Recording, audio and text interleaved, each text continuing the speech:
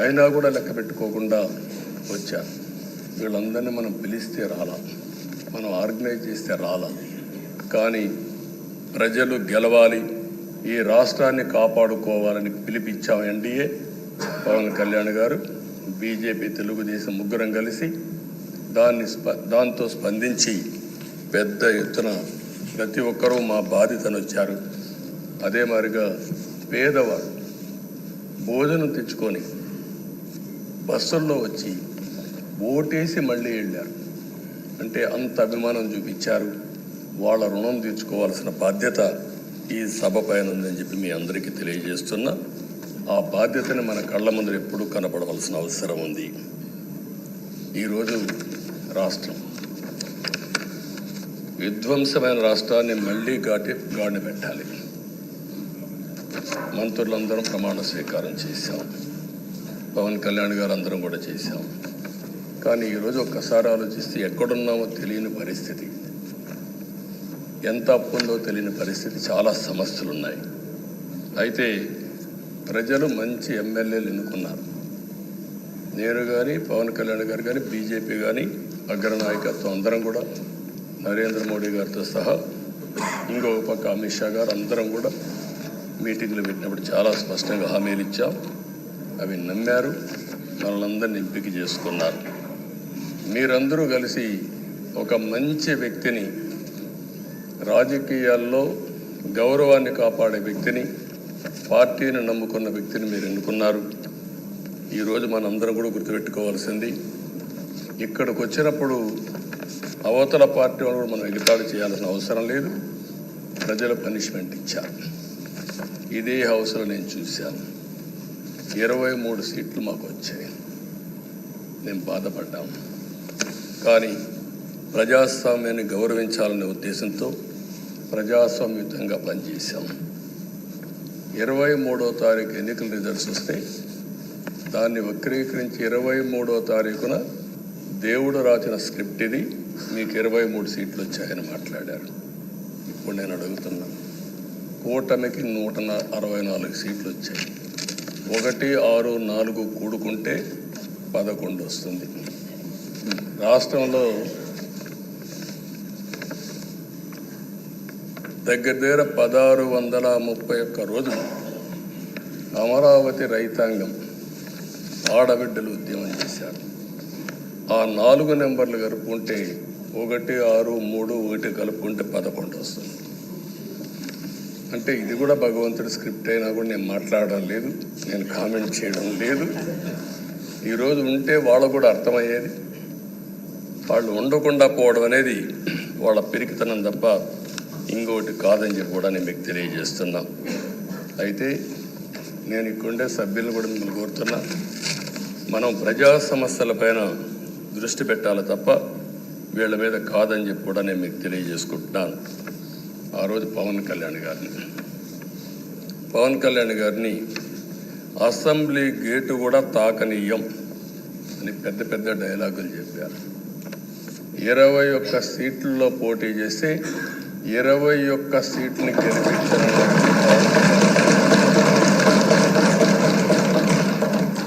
Why not 175 అని చెప్పి 11 కూడా తెచ్చుకోలేని నాయకత్వం.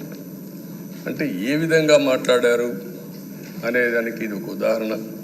ఆ రోజు పవన్ కళ్యాణ్ గారు చాలాసార్లు, నేను కూడా అన్నాను, బయట చాలామంది అభినందించారు. ఎక్కడ తగ్గాలో తగ్గడం, ఎక్కడ గెలవాలనో గెలవడం నేర్చిన వ్యక్తి పవన్ కళ్యాణ్ గారు. దానికి ఈరోజు మనందరం కూడా గుర్తుపెట్టుకోవాల్సింది, రాజకీయాల్లో సుదీర్ఘమైన రాజకీయాల్లో ఉన్నాం. మొత్తం కలిసి 16వ సభ. మీ అందరికంటే సీనియర్ మోస్ట్ నేను. 8 + 1 9వసారి, అంటే 16 సభల్లో 16వ సభ, 9 సభల్లో ఉన్నాను. అంటే అన్ని సభలను చూశాను. నా జీవితంలో ఎప్పుడూ చూడని సభ మొన్న జరిగిన సభ, 15వ శాసనసభ. కానీ ఇప్పుడు నేను కోరుకునేది మీ దగ్గర నుంచి, అది ఒక చెడు సభ కింద, ఒక గౌరవ సభ కింద మనం భావించాం. కానీ అత్యున్నతమైన సభగా 16వ శాసనసభని నిర్వహించే బాధ్యత మనందరిపైన ఉంది. గౌరవప్రదంగా నిర్వహించాలి. అదే సమయంలో ఇక్కడుండే ప్రతిపక్షాల దృష్టిలో పెట్టుకొని కాదు, 24 గంటలు మనం ప్రజలతో ఉండాలి. ప్రజాప్రభుత్వంగా ప్రజలకు జవాబుదారితనంగా ఉండాల్సిందిగా నేను మిమ్మల్ని అందరినీ కోరుకుంటున్నాను. ఈరోజు మనందరికీ అధికారం ఇవ్వడం కాదు, అతి ముఖ్యమైన బాధ్యత ఇచ్చారు. ఈ రాష్ట్రాన్ని మళ్ళీ ఘాటున పెట్టమని మనతో మాట్లాడారు, మనకు చెప్పారు. ఎప్పుడు కూడా నేను ఒకటే భావిస్తాను, ప్రజా జీవితాలను మార్చే శక్తి ప్రభుత్వ విధానాలకు ఉంటుంది. ఆ ప్రభుత్వ విధానాలకు రూపకల్పన చేసే సభ ఈ చట్టసభ. ఈ విషయం ప్రతి ఒక్కరూ గుర్తుపెట్టుకోవాల్సిన అవసరం ఉంది. ఈరోజు మనం చేసే పని ఈరోజు ప్రజల భవిష్యత్తే కాకుండా భావితరాల భవిష్యత్తు కూడా నిర్ణయిస్తుంది.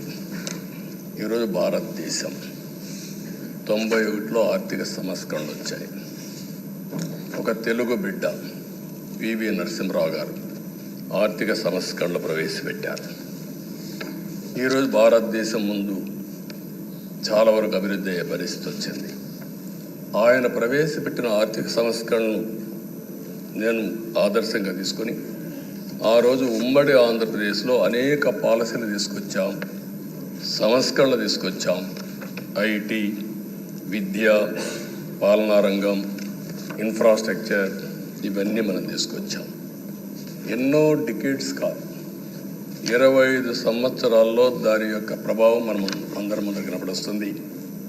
ఈరోజు హైదరాబాద్ నగరం వన్ ఆఫ్ ది బెస్ట్ సిటీగా ఉందంటే 25 ఏళ్లకు మనకు తీసుకున్న నిర్ణయాలే కారణం. ఈరోజు నేను అందరినీ ఒకటే కోరుతున్నా, మీ అందరినీ, ఈరోజు భారతదేశం 5వ అతిపెద్ద ఆర్థిక వ్యవస్థ. ఇంకొక 4-5 సంవత్సరాల్లో ఎన్డీఏ ఆధ్వర్యంలో 3వ అతిపెద్ద ఆర్థిక వ్యవస్థగా తయారవుతుంది. 2047 వికసిత్ భారత్ ఎన్డీఏ నరేంద్ర మోడీ గారి కల అయితే, వికసిత్ ఆంధ్రప్రదేశ్ మనందరి కల కావాల్సిన అవసరం ఉంది. నాకు ఏమాత్రం అనుమానం లేదు, భారతదేశం ప్రపంచంలో అగ్రస్థానానికి వెళ్తాం. నెంబర్ 1 కానీ నెంబర్ 2 కానీ ఉంటాం.